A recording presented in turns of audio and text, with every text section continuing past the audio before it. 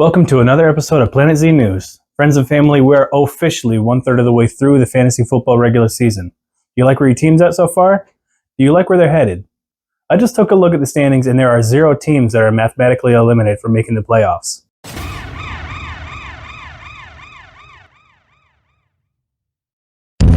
We're interrupting the story to bring you breaking news as we bring on our infectious outbreak expert that we have on board the ship. I want to warn any squeamish viewers, this is an alien life form, and its appearance may shock you. Good evening, fellow inhabitants of the League. My name is Dr. Petri Dish, and I have a grim set of numbers for you. For 6 years, I have monitored the League's vital signs.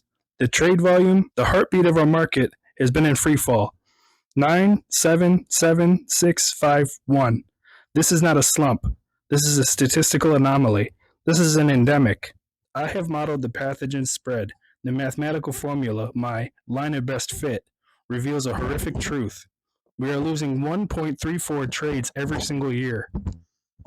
The 85.7 reliability of my model confirms it. We are not healing, we are decaying. We call this condition total trade paralysis. Now for the prognosis. If this rate of decline, this relentless 1.34 annual loss, is allowed to continue, my model projects that the last remaining sliver of hope, the single trade we saw last year, will vanish. The market will flatline. According to my calculations, the League will reach trade 0 in year 8. At that point, the market will have flatlined, signaling the effective death of the League's competitive spirit.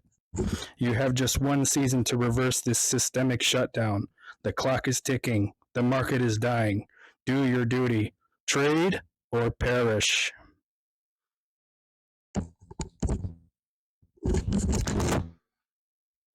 My God, this is grave news. The only thing we know for sure, you, dear viewer, have the power to stop this. Making trades, even discussing trades, is our only hope to wipe this total trade paralysis off the face of the League.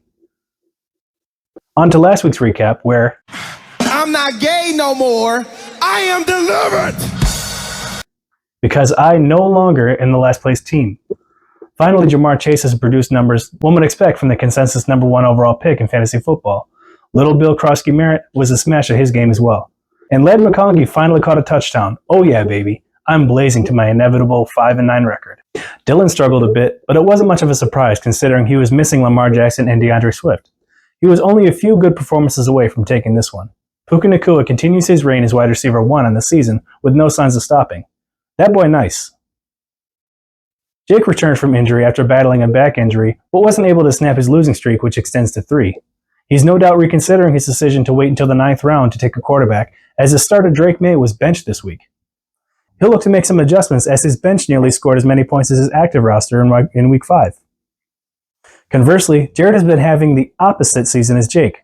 Jared sees his winning streak extend to 3, and his players continue outperforming their projections and lands Jared in a 2-way tie for first with Elizabeth. He'll look to keep that going as he faces a cakewalk of a matchup against little old me this week. The streaks continue with Rebecca as she takes down Chandel. Dak Prescott continues to put up good performances and finds himself quarterback 5 in the season thus far, despite top receiver CeeDee Lamb missing the last 3 games. Rebecca is also on a 3-game winning streak and faces her mother this week. Chandel is on a streak of her own, as all 4 of her losses have come in a row. This one wasn't really her fault, though. Who could expect to win anything on a week where you don't have Bijan? She'll clash with fellow 1-4 record Jake this weekend, where only one winner can climb out of that tie for last place. Justin wins his matchup against Shireen, thanks in big part to Emeka Egbuka, a player Justin didn't even know existed prior to the draft. He knows his name now, though, as he's wide receiver 3 on the season thus far, and is a big part of why Justin has a winning record. His tight end Jay Ferguson will hope to maintain his large amount of targets, as CeeDee Lamb is set to return soon. Until then, Ferguson will likely remain the tight end 1 on the season. Shireen put up big numbers of her own, but wasn't able to make up the difference to win it. Her big player this week was Rico Dowdle, who smashed at 32.5 points. I promised I wouldn't make fun of her for thinking his name was Rico Dowdell, so I won't, and neither will you. In the end, her demise was trusting Juju Smith-Schuster and the Rams defense. It's too bad her usual defense, the Steelers, were on bye. But hey, that's why we roster 2 or more defenses, right? Stacey took her Hedge Derby luck and used it to pile drive Matthew out of the tie for first place. That horsey luck very well may have been what gave Rashid Shaheed the confidence to score an 87-yard touchdown to push him over 20 points on the week. Javonte Williams proves that he was worth consideration during the draft, where many were overlooking him. He's running back 3 on the season. Matthew fell short this week, and he knows exactly who to blame for this one. His starting quarterback was on bye, which meant Geno Smith got the start. He proceeded to score less than 6 points. His team has now started 4 different quarterbacks in this season, so he's searching for some stability at that position. He also had the torture of starting a player that scored 0 points. That player was declared out on Friday, leading into the game, leading many to question the coaching decisions that led to this. Nonetheless, he left a player with 24.5 points on the bench, and he surely would have been the player that he would have subbed out. Last but not least, we have the destruction that was Elizabeth versus Rachel. Elizabeth took the win here by a margin of over 50 points. Her top 2 running backs accounted for 63 points on their own.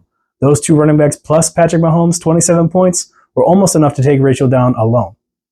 Elizabeth is now tied for first in the league and isn't looking to let up anytime soon. Rachel must be feeling frustrated with Bo Nix after this one. Actually, as a matter of fact, I know she is, because I think I heard her yell at him about 30 times during the duration of the game on Sunday. She's also had it with A.J. Brown and R.J. Harvey. And who could blame her? This setback should be but a speed bump, as she still has a winning record thus far.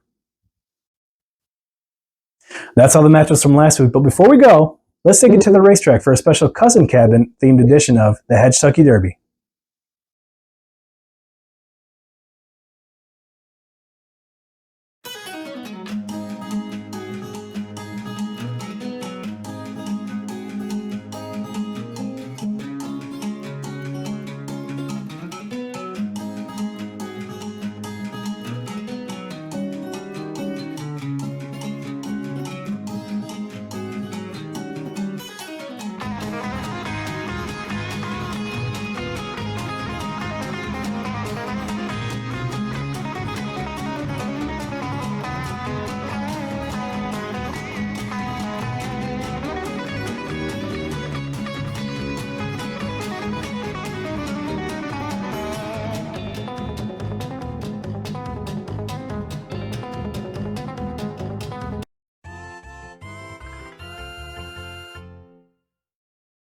And it looks like the winner is me.